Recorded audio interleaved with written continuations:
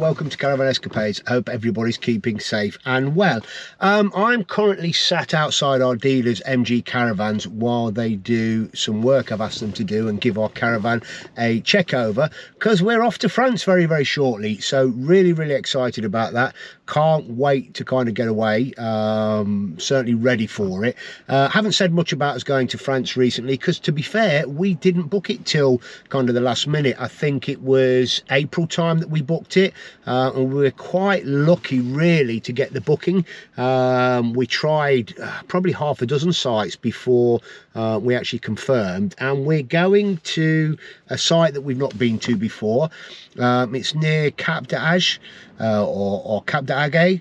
Again, my French pronunciation is not brilliant, and it's called Les Champs Blancs, or Les Champs Blancs, Les Champs Blancs, I believe. In fact, what does my phone app tell me it's called, or how to pronounce it? Let's give that a go. Hang on, let's see. Les Champs Blancs. Les Champs Blancs. There you go, Les Champs Blancs. So that's where we're going. We've managed to get 10 nights there. It's probably located about, I think, half a mile, 3/4 mile from the beach. The site looks great, and I'll put a link down below and some pictures kind of up here so you can see what we're up to. It's located next to a busy road, which is a little concern, but we'll see how we get on. And also, because we were last minute, we weren't able to get one of the bigger pitches. I think we've got a 10 metre by 6 metre pitch. And our caravan is basically 8 meters long anyway, with the awning up, you know, 2 meters wide, 3 meters for the 2 meters for the caravan, 3 meters for the awning, that sort of stuff. We're probably going to be quite tight on there. And the pitch has also got its own shower block on the pitch, but we'll let you know how we get on when we get there. We're doing things slightly differently as well this time. You saw from last time kind of the problems we had with P&O, and I certainly wasn't going to use P&O again, so we booked with Irish Ferries this time. So I'm quite looking forward to that, and we'll report back to you how we get on with Irish Ferries. We're also doing it slightly differently. Normally we catch a ferry very late in the evening. This time we're catching one just after lunch, which will get us into France kind of mid-afternoon. What we've done before is gone over, driven for a few hours, stopped in one of the airs, got a few hours sleep, and then kind of continued on to our first stopover. But this time we're going back to a site that we've been before. As soon as we get into France, we're going to La Assise, which is a site I think a lot of you know, which is not too far from Calais, and a good stopover. So what that enables us to do is primarily get into France, have a good night's rest, probably do some shopping, get a few fresh bits in, that sort of stuff. There is an Audi, I think, if I remember, up the road. Get a few fresh bits in, and then have a good, nice, steady day the following day. We're also stopping there on the way back when we come back the night before we catch the ferry. So I think we've, off the top of my head, we've got about 4 days to get down there. You could do it a lot quicker than that, but we like to kind of take our time, and we see the travelling as part of the holiday. We have no other sites booked on the way down. What we normally do is kind of travel until we've kind of had enough, probably mid-afternoon, that sort of stuff, see where we are, look on the ACSI app, and again I'll put links down below for that. So look on the ACSI app, look where we're near, look what campsites are available, give them a call, see if they've got any availability for a twin axle, and then head over there. So we really are looking forward to this. France, yeah, you know, we looked at different ways of crossing, different routes, different costs, and to be fair, you know, Dover-Calais still came in the cheapest one for us. I think the ferry crossing off the top of my head was about £460, that sort of thing. Would really like to use the shuttle. I've used the shuttle before, but not with the caravan. But just the prices are, you know, I think off the top of my head, we were like £800–900, that sort of thing. I know it's peak of summer, we have to wait till Darcy May's out of school, so the prices are a little bit higher, that sort of stuff. You know, I would like to use the shuttle just because of the ease of it and that sort of stuff, but I just can't justify, you know, the double you know, double the amount on the cost, that sort of thing. So you know, let me know your experiences with booking the shuttle, or other routes. What routes do you guys take to kind of head out into France? You know, we kind of, this time, because we're going down towards Béziers and towards Spain, what we'll probably do is come in at Calais, follow the coast to the west a little bit, and then start heading down. I don't have an exact route planned yet or anything like that. We're just kind of free and easy and take as it goes, probably through Le Mans, that sort of stuff. Previously, we've gone down via Reims and Lyon, that sort of way. We kind of like that. As you know from the last vlog, we cut in across the Alps, went in that way from Grenoble. But we love the journey, we love the airs, you know, how easy it is to travel in France. What I'm planning to do as well is keep quite an accurate log of the costs from our insurance, from ferry, from fuel, from site costs, all those sorts of stuff. So hopefully when I get back, what I'll do is put you a vlog together, really, so you can see how much it costs, how much it's kind of cost us. So if it's something you are considering doing in future, at least you'll have an idea of what it would cost.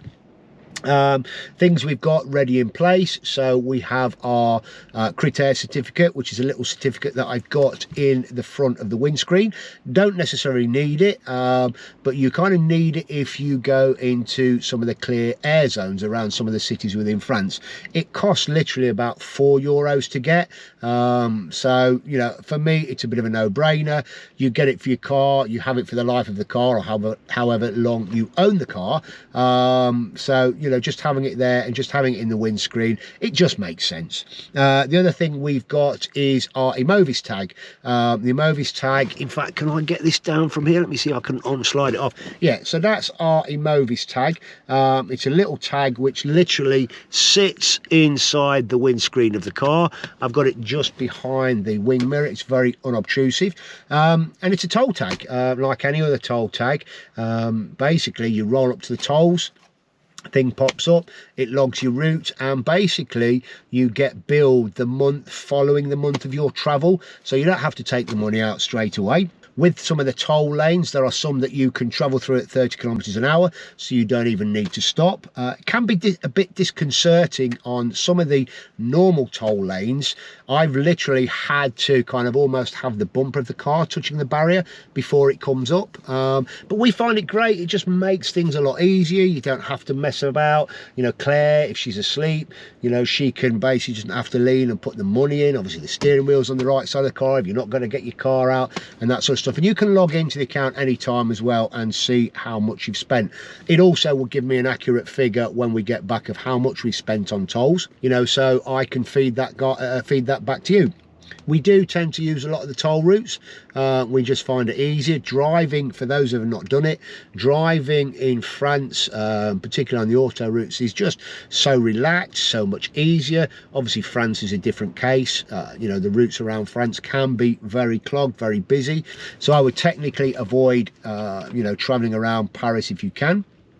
The airs are great. There are, you know, I mean, they're really, it feels like kind of every 4 or 5 miles. I'm probably sure it's a bit further than that, but you know, there are airs where they've got toilet facilities and just somewhere to rest. Rest your feet, stretch your legs, that sort of stuff, have a bit of a walk round. And there's the fully serviced airs where you've got your petrol, you know, your services to buy drinks and food and those sorts of things. We have stopped in airs overnight before. Yeah, we've never had a problem. We make sure we go to one that's well lit and there are plenty of people around, and we stop in one of the fully serviced airs. We've stopped, you know, previously for 5 or 6 hours overnight to get some rest, that sort of stuff. And you hear these kind of nightmare stories about, you know, people being gassed in their caravans or in their motorhomes and that sort of stuff. You know, I think it's got to be a bit of an urban legend. You know, maybe somebody who's had you know, definitive experience of this and not heard it from somebody who's heard it from somebody, you know, because having done a bit of research on this, being gassed in your caravan or your motorhome It's a well ventilated environment. You know, they're going to have to go round and seal up all of the, you know, vents in your caravan. They've got to pump it in. You know, when you get anaesthetized at the dentist or in hospital, it's a mask that goes over your face, so it's very directed and controlled. And you just think of the amount of, you know, anesthetic gas that you're going to need to be able to gas people in the caravan. You know, I guess they kind of need a tanker to be able to do it. So, you know, that's one of the urban misses. I'm not saying, you know, don't be safe when you stop in your airs. You know, please be safe, be sensible about it. Don't stop in the remote ones if you're going to stop overnight. But you know, we've never had any problem. We've always stayed where it's busy, you know, where it's well lit and that sort of stuff, and it's been great. I mean, if you've had any experience of airs, you know, stopping in airs overnight, that sort of stuff, leave us a comment below. So, have I got anything else to tell you about our trip to France? Apart from the fact that we're really excited to go. We really can't wait. We're going to start, you know, clearing out the caravan and getting it ready. You know, for us, what we do is we basically, when we go to France, we literally go from the front of the caravan right the way through to the back, clean it out properly, clean it under the beds, clean away all the bits that we've kind of accumulated over the previous years. You know, all those bits that you put in the caravan or you buy over the year thinking, you know, oh, we're going to need that. Oh, that'll be useful to have in the caravan. So we try and go, you know, as lightweight as possible. The GLS is a big car, it's heavy on fuel, so as much of the weight as we can cut down on, we do, but we still do, you know, we still do take a lot. We try and, you know, we try and enjoy it, and we try and be comfortable. So we will be doing a vlog while we're away, but it won't be like the epic vlog that we did last time, all kind of hour long or over hour long, 7 episodes worth. You know, just to kind of give you an idea, for the kind of 7 hours footage you saw, we probably recorded well over 20 hours, and then there was a lot of editing involved and that sort of stuff, and it does impact on your holiday. So we'll probably do you know, one vlog just on our whole kind of trip to France. You know, I might do a separate little one just on the Irish ferries to share our experiences on that sort of stuff. But you know, I'm planning on doing one vlog. We'll probably update some bits on the Facebook page and Instagram while we're away, just to kind of keep you guys updated. But I don't plan on doing that, you know, big 7 episode, 7+ hour vlog that we did last time. Although I did have some good comments back on it, and I think some of you guys enjoyed it and you did like what we were able to share with you. So, have I got anything more to tell you about France? I don't think so. I'll put links below to the various different bits. I'll put links to the campsites we've got booked. We booked our ferries through the Caravan and Motorhome Club. One other thing to mention, I guess, is insurance as well. You often get it, you know, what insurance should I take out, that sort of thing. We've always used Red Pennant with the Caravan and Motorhome Club. I know there are other cheaper insurances out, and fortunately we've never had an instance where we've needed to claim. But having read quite a few reviews and those sorts of stuff, you know, Red Pennant is up there. It is the bulletproof insurance. You know, not only does it cover your car and caravan for breakdowns and that sort of thing, it covers you, you know, it'll cover Claire, myself and Darcy May for any medical issues, you know, anything stolen, all our belongings and that sort of stuff. It really is a very comprehensive insurance policy. From what I understand as well, and doing some various readings, if you're away on site and you have a problem with your caravan, you know, they do have mobile caravan engineers through the summer period in France, and they'll come out and they'll sort the caravan out for you. So, you know, for us, peace of mind, Red Pennant. I mean, I'll tell you exactly how much it costs in the next vlog, but off the top of my head, it is somewhere around about the £180 for, you know, the sort of 3-week period that we're going away for. You might think that's pricey, but for us, you know, it is really that sort of peace of mind that we get with having that insurance. Anything else to tell you? No, I think that's about it. So it just remains for me to say thank you very much for watching. It really is appreciated. If you wouldn't mind subscribing, it doesn't cost you anything. Please kind of hit that subscribe button. It certainly helps the channel, and hit that like button as well. So please don't forget to like, subscribe and share. Hit that notification button and you'll get notified when we put out new videos.